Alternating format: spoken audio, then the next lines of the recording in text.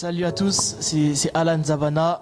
Je vous invite tous à suivre la chaîne Congo Sport avec Monsieur Benka.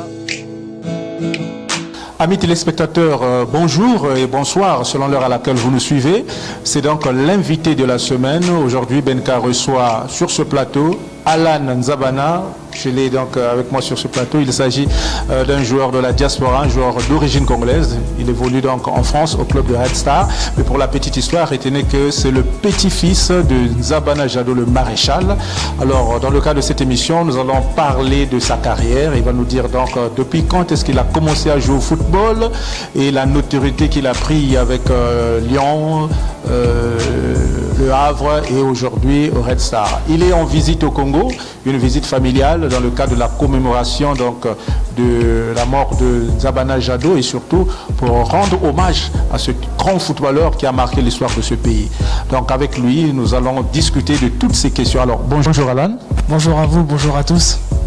Alors vous êtes là devant les téléspectateurs de Congo Sport Télévision. Alors ils sont très nombreux à suivre l'émission L'invité de la semaine, c'est vous l'invité. Bon, c'est vrai que le public congolais ne vous connaît pas vraiment assez, sauf les férus du football qui vous suivent directement à travers le championnat du national. Alors, dites-nous, depuis quand est-ce que vous tapez au ballon? Je sais que le football, c'est une histoire de famille pour vous. C'est vrai que le football, c'est une histoire de famille dans la famille par rapport à mon grand-père qui a inculqué ça à ses enfants, dont mon père, qui lui nous a inculqué ça. Donc ça veut dire, étant tout petit, on avait déjà un ballon à nos pieds. Et donc, à quel moment vous faites vos premiers pas? Pas en tant que professionnel, mais en tant qu'amateur. En tant qu'amateur, on va dire à l'âge de 4-5 ans, il y avait un petit club à côté de la ville où on habitait, l'AS Breuilloise, où j'ai pu évoluer là-bas une année. Et par la suite, je me suis dirigé à l'US Torcy, qui est un grand club au sein de la Seine-et-Marne, en Ile-de-France. J'ai fait plusieurs années là-bas jusqu'à U15DH. Et ensuite, j'ai signé mon contrat pour rentrer au centre de formation à l'Olympique Lyonnais. L'Olympique Lyonnais, c'est quand même un très grand club de France. Comment s'est fait ce contact-là? Ce contact, il s'est fait par rapport au championnat où j'évoluais avec l'US Torcy. C'est vrai que c'était un championnat qui est très regardé, surtout qu'Île-de-France est une région où il y a beaucoup de grands talents, si on peut le dire. Et du coup, l'Olympique Lyonnais m'a sollicité pour un stage qui s'est très bien passé. Par la suite, ils nous ont fait une proposition pour intégrer le centre de formation. Vous arrivez à Lyon, c'est un très grand club, mais vous ne vous êtes pas dit, je reviens d'un petit club. Vous vous êtes du coup imposé avec des statistiques très impressionnantes. C'est vrai que mes débuts à l'Olympique Lyonnais ont été difficiles par rapport au fait que je sois loin de ma famille. Après, c'est vrai qu'il fallait s'adapter aussi à un nouveau style de jeu. C'était plus du football amateur, c'était amateur dans un club pro. Donc il y avait certaines disciplines à respecter. Donc c'est vrai qu'au début, ça a été compliqué, on va dire, au sein de ma première saison. Mais par la suite, la deuxième saison s'est très bien passée. Par ailleurs, on a fini champion de France U17 avec le coach Armand Garrido. On a battu le PSG en finale. Et après, ça s'est plutôt bien passé, je pense. Bon, dans quelle position vous vous sentez plus à l'aise au niveau de l'attaque? Au niveau de l'attaque, c'est vrai qu'avant, je me sentais plus à l'aise en tant qu'ailier gauche. Parce que c'est vrai que moi, je suis droitier et gaucher. Mais j'aimais bien provoquer, rentrer contre pied droit et tirer. Et donc du coup c'est vrai que j'aimais bien jouer ailier gauche, mais maintenant je préfère jouer 10 parce que du coup je me sens un petit peu plus libre sur le terrain. Dans le sens où je peux évoluer à droite, à gauche, devant, un peu partout. Donc j'aime bien ce poste. Mais à Lyon, vous avez évolué dans quelle position exactement? À Lyon, j'ai été formé en tant qu'ailier gauche. Ouais. Ailier gauche ou ailier droit, ouais. Est-ce que vous pouvez nous parler de vos performances à Lyon? Parce que c'est ce qu'on a retenu un peu à vos débuts.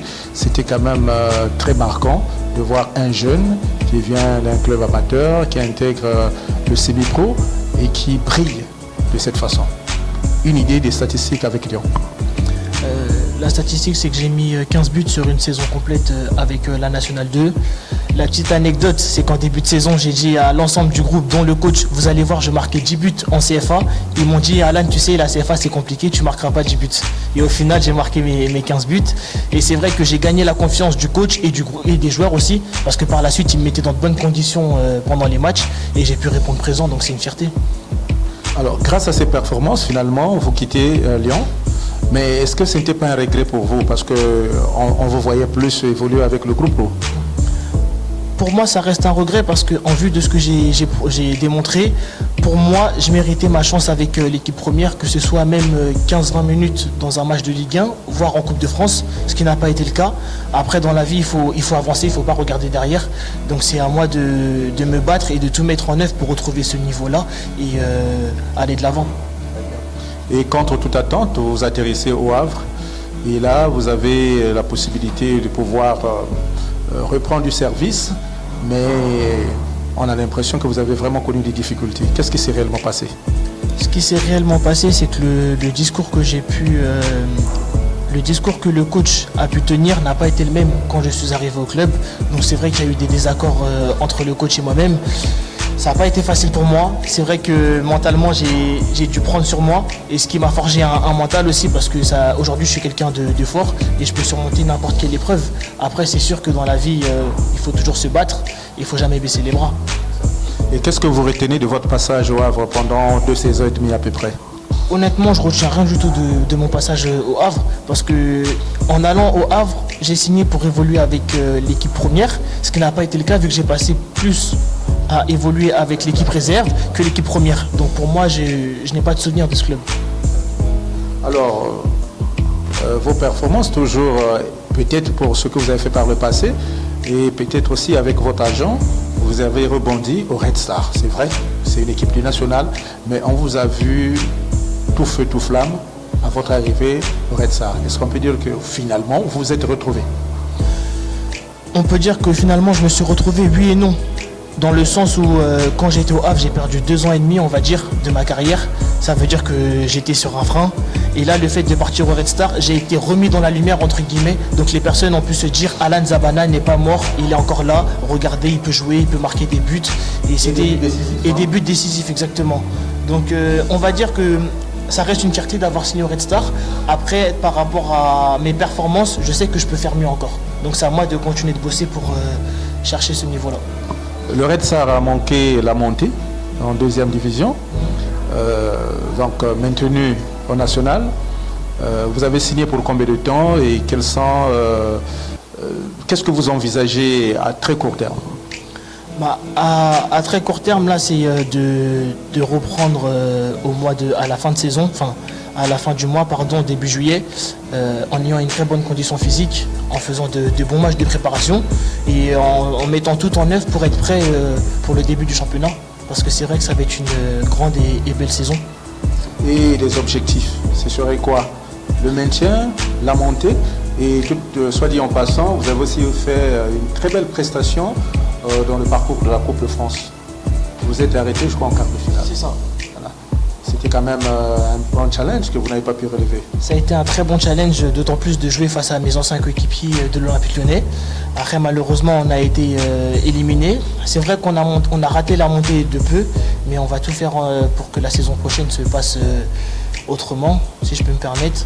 Et d'un point de vue personnel, ça serait bien pour moi d'enchaîner une saison complète de juillet jusqu'à juin, ce qui n'a pas été mon cas depuis de nombreuses années, et d'éviter les blessures aussi.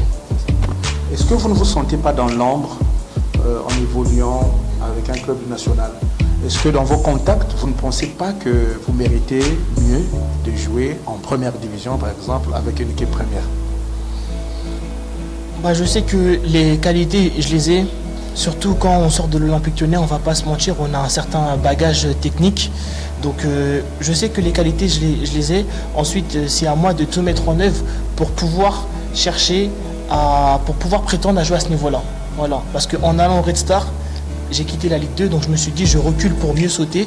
Donc maintenant, c'est à moi de tout mettre en œuvre, comme vous l'avez dit, pour retrouver ce niveau que j'avais à l'Olympique Lyonnais et d'aller chercher un club de mon standing.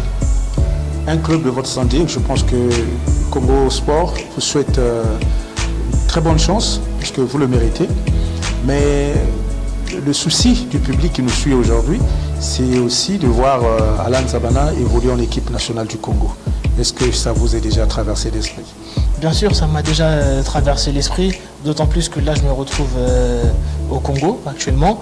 Donc, il y a beaucoup de personnes qui ont pu me parler de mon grand-père, qui ont pu me parler de l'équipe nationale aussi.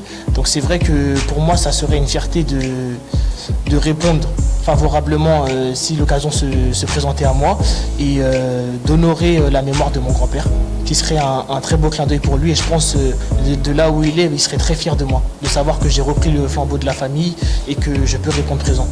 Est-ce que vous avez déjà été approché par les dirigeants congolais dans ce sens? Oui, j'ai déjà été approché par les dirigeants congolais lorsque je me retrouvais à l'Olympique Lyonnais et que j'évoluais avec l'équipe réserve. Et il y a quelques mois de cela aussi, j'ai été approché par eux. Et à quel niveau se trouvent déjà ces contacts? Non, les contacts sont plutôt bien avancés, on va dire. Donc moi, je pense que incessamment sous peu, vous risquez d'avoir de belles surprises. Et je ne vous l'apprends pas, c'est maintenant Francis Nganga qui joue le rôle de manager de l'équipe, qui est en contact avec les joueurs de la diaspora, qui les propose éventuellement au coach. Est-ce que vous avez déjà échangé avec lui? J'ai déjà échangé avec lui auparavant, mais ça n'a pas été ici. Ça a été vaguement par rapport à la sélection, oui. On s'est déjà parlé au téléphone, c'est vrai. Alors donc vous confirmez aux téléspectateurs de Congo Sport que vous êtes prêt à porter le maillot de l'équipe nationale comme l'a fait par le passé votre papy Nzabana Jadot. Je leur réponds les yeux dans les yeux, je suis prêt à répondre favorablement si l'occasion se présentait à moi et de porter le maillot de la sélection comme l'a fait mon grand-père, ce qui serait une très grande fierté pour l'ensemble de ma famille et moi-même. Alors vous êtes une famille de footballeurs. Je pense que vous avez un frère qui est même agent de joueur et un jeune frère qui évolue aussi. Est-ce que vous pouvez nous parler brièvement de votre fratrie? On a un grand frère qui évolue en 17 nationaux à l'US Torcy avant. Ensuite, il n'a pas eu la chance que j'ai pu avoir de signer dans un club pro. Donc, du coup, il s'agit de Rochil Zabana, c'est ça. Donc, maintenant, il est agent de joueur aussi. Et il a aussi sa propre société, Foot Investone, dont je fais la pub aujourd'hui exactement. Il y a aussi mon petit frère Jarel, qui a 20 ans, qui évolue aussi avec les seniors de l'US Torcy. Donc du coup, c'est un jeune joueur en devenir aussi. Donc à lui de faire son chemin maintenant et pourquoi pas se retrouver plus tard au sein de l'équipe nationale avec mon petit frère, ce qui serait une très belle histoire. Est-ce que vous pouvez nous parler brièvement de votre père, Jadane? Lui aussi apparemment a touché au ballon. Mon père aussi, c'est vrai qu'il a touché au ballon en arrivant en France. Après, ça n'a pas été à la même échelle que nous. Mais si je peux dire un mot sur mon père, c'est que si nous sommes les personnes que nous sommes aujourd'hui, que ce soit mon père ou ma mère, c'est grâce à eux. Ils nous ont toujours accompagnés, que ce soit aux entraînements, aux matchs, toujours à donner des bons conseils aussi. Et du coup, on essaye de les appliquer sur le terrain et ça marche. Votre papy, Nzabana Jadot, est décédé en 1974. C'est très loin. Vous n'avez pas eu la chance de le voir jouer, ni encore. Quels souvenirs vagues vous avez de votre papy? Les souvenirs vagues que j'ai, c'est des histoires que des anciennes gloires qui ont joué avec lui ont pu me raconter, dont le petit pont face à Santos du Roi Pelé. Après, c'est vrai que mon regret, c'est de ne pas avoir eu une vidéo de mon grand-père en train de jouer. Donc là, ça reste que des anecdotes qu'on me raconte, mais j'ai jamais vu une vidéo de mon grand-père en train de faire un crochet, un petit pont, jamais. Donc c'est ça mon seul regret aujourd'hui, on va dire. Alors, vraiment, c'est un regret. Je pense que Congo Sport, qui est spécialiste des archives, va faire le nécessaire pour fouiller dans tous les recoins et sortir ne fût-ce qu'une vidéo, une séquence de Nzabana Jadot, parce que ça existe. Vous qui nous suivez, vous qui avez vent de cette information, vous avez Alan Nzabana, le petit-fils de Nzabana Jadot, qui n'a pas encore vu une seule séquence vidéo de son pépé. S'il vous plaît, faites-nous ce plaisir. Juste une vidéo pour lui permettre de voir comment est-ce que son grand-père crochetait, accélérait, frappait, parce que c'était un joueur unique en son genre. Alors, Alan, nous tendons vers la fin de notre entretien. Qu'est-ce que vous pouvez dire comme dernier mot pour clôturer cet entretien, tout en sachant que Congo Sport se fera le devoir de suivre de près votre carrière partout où vous irez, afin de pouvoir promouvoir le talent que vous avez, parce que le souci majeur de notre chaîne, c'est de promouvoir les talents congolais locaux et ceux de la diaspora, et dont vous faites partie. Merci beaucoup. J'espère que tout va bien se passer pour moi lors de la reprise, et j'espère aussi par la suite qu'il y aura des contacts encore plus avancés avec la sélection pour qu'on puisse voir comment ça va se passer par la suite. En tout cas, je voulais vous remercier pour l'invitation. Ça s'est très bien passé. Et comme le veut la tradition, on ne vient jamais les mains vides. Donc j'ai un petit cadeau pour vous, à savoir le maillot. Lors de ma première saison en arrivant au Hack Football Club, j'ai préféré choisir le maillot du Hack et non pas celui du Red Star parce qu'il est plus symbolique. D'autant plus que derrière, c'est le numéro de Zabana 10 que portait mon grand-père. Donc c'est vraiment un petit clin d'œil pour lui et aussi un petit clin d'œil pour vous. Voilà.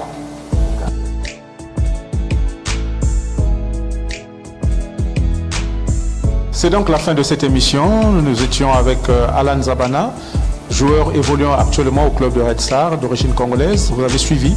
Il brûle d'envie de porter le maillot de l'équipe nationale. Nous avons fait un état du lieu de son parcours. Et aujourd'hui, vous faites donc une idée nette de ce qu'est Alan Zabana. Merci Alan, une fois de plus, d'avoir honoré de ta présence. Je vous dis au revoir et à la semaine prochaine.